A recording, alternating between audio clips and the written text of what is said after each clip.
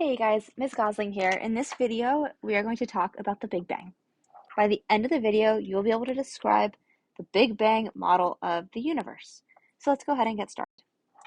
So your key understandings, applications, and skills, you should be able to understand the Big Bang model and describe both space and time as originating with the Big Bang. The second thing I want to mention is that much of what we cover in this video is beyond the scope of this class. The key thing that you need to know is that the universe, there was nothing, and that nothing exploded. So the beginning of our universe in the very beginning, our universe was in a very hot and very dense state, and over time, the universe has expanded and cooled. But we know a lot of really cool details about some of the different eons in our universe, those different main important different eras of what our universe looked like, and I want to spend a little time getting into that. So if you have zero interest in the history of the universe, feel free to skip the rest of this video, but this video is one of the most interesting things we're going to cover all year, so I hope many of you decide to watch. Regardless of what you decide, there is no need to take a lot of notes while you're doing this video. Just make sure you have what I just said before about what the Big Bang is written somewhere in your notes, so that way you are able to accurately describe what the Big Bang looked like. So in the beginning, there was nothing. No time, no space, nothing. And then that nothing exploded. And now we're here at Mount Vernon High School. And the question that we're going to talk about in this video is, what happened in between? How did we get here? Well, we're not going to get quite up to when life happened. So we're only going to talk about kind of how did the universe get to be the way that it is right now. So in the very, very early universe, what we're talking about here is the first picosecond of the universe's existence. So that is the first 10 to the negative 12th second. So 0.00005, 6, 7, 8, 9, 10, 11, 12. That period of time. We cover a few different epochs. So first, there's the Planck epoch. And this is one of the most mysterious times in the universe, because at this point, the fundamental laws of physics do not apply. And temperatures were too high for even subatomic particles to form. So at this point, we have just a bunch of energy, and that is the majority of the universe. Then, after the Planck epoch, we have the inflationary period, which is my favorite period because it's something that we know very little about. Because during the inflationary period, the universe expanded at faster than the speed of light. And this is one of the most important parts of our history, because the inflationary period is the reason that the universe is homogeneous. It's the reason why if I look at any chunk of the universe, that chunk of the universe is going to look pretty similar to any other chunk of the universe. It's going to have stars, it's going to have galaxies, it's going to have planets, it's going to have a lot of empty space. The reason for that is because the universe, at the beginning of its history, before much had happened, it expanded at faster than the speed of light, and so all of the energy in the universe is very evenly distributed. It is also during this early universe that the four fundamental forces disentangle from one another. So instead of having one mega force, which we had at the very beginning, at the earliest parts of the universe, the forces have disentangled. We now have gravity, we have electricity and electromagnetism, we have the strong force, and we've got the weak force. And at the end of this universe, at the end of this epoch, the universe is made up of a dense soup of quarks and gluons. So it's just a big, thick plasma. There's not much stuff in it yet. Things are too hot for any of my particles to form. Next, we get to the early universe, and this is the first 370,000 years after the Big Bang. And this is the period where the universe is expanding and it's cooling. And at this point, the universe is cooled enough for protons and neutrons to form. Previously, it had been so hot that all the different quarks and gluons and leptons and all of that were moving so quickly that our quarks couldn't actually combine together, because instead of being able to mesh, they would hit each other so hard that they would bounce off. It is only when the universe cools a bit that they are able to form together to create protons and neutrons. So if you remember, in our unit on particle physics, we talked about how quarks must be confined into hadrons of some sort. That actually wasn't true in the early universe because the early universe was so hot that our quarks couldn't combine. So again, key here, we get our subatomic particles. And over time, different things dominate the universe. So initially, the universe is mostly quarks.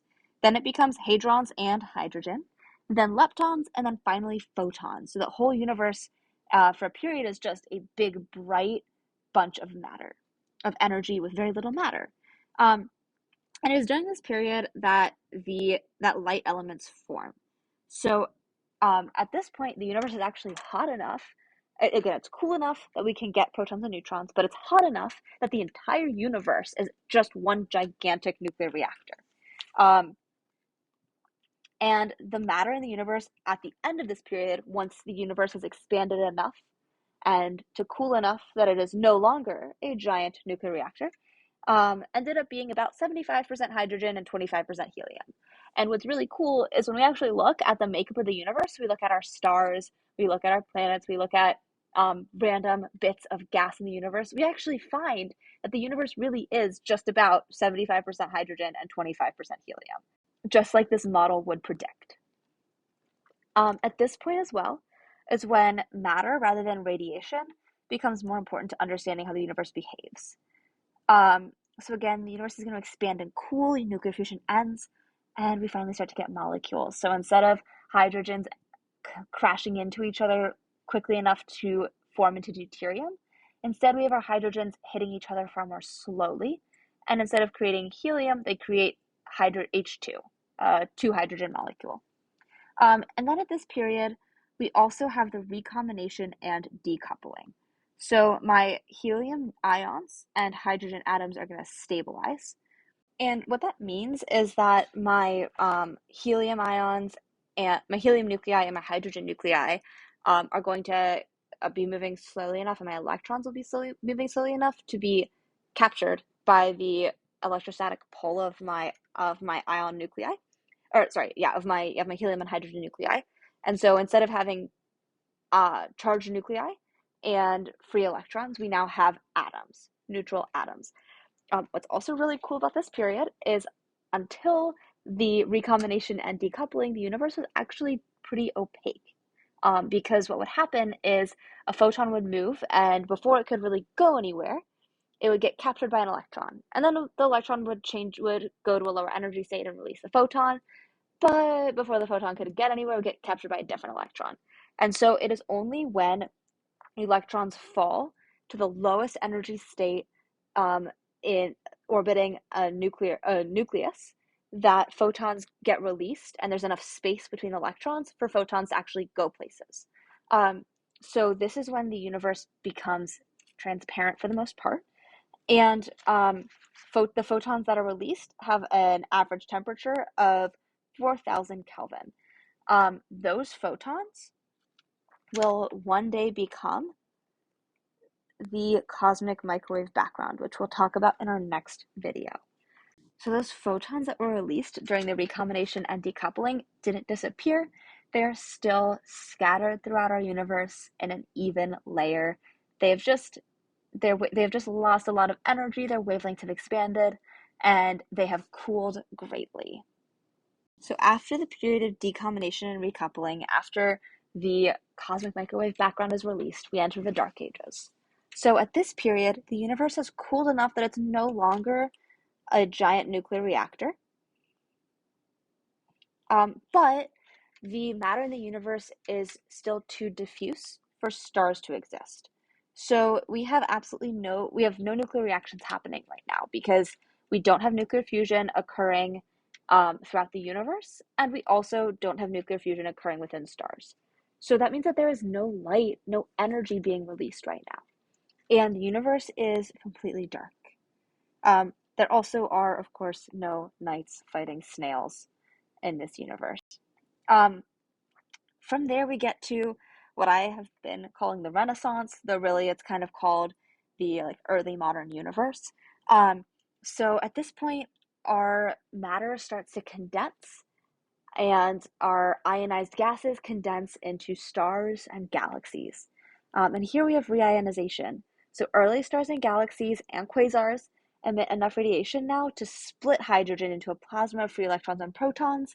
And this is how we get our stars. This is how we get the energy that is so fundamental to life on this planet. And now we're here, over at Mount Vernon High School, enjoying the giant nuclear fusion reactor that keeps us warm in the summer and fails to keep us warm in the winter. But hey, sun is still trying as hard as it can. And so here are takeaways. First, our universe began with an explosion 13.8 billion years ago. And it took over 350 million years for the universe to look anything at all like what it does today.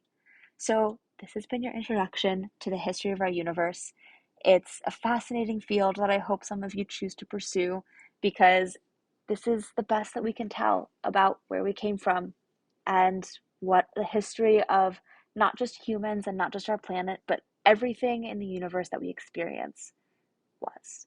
So with that, we're going to go ahead and spend some time exploring how we know about the Big Bang, what evidence we have to support this theory, and talk a little bit about some of the observations that have gotten us to the understanding that we have today.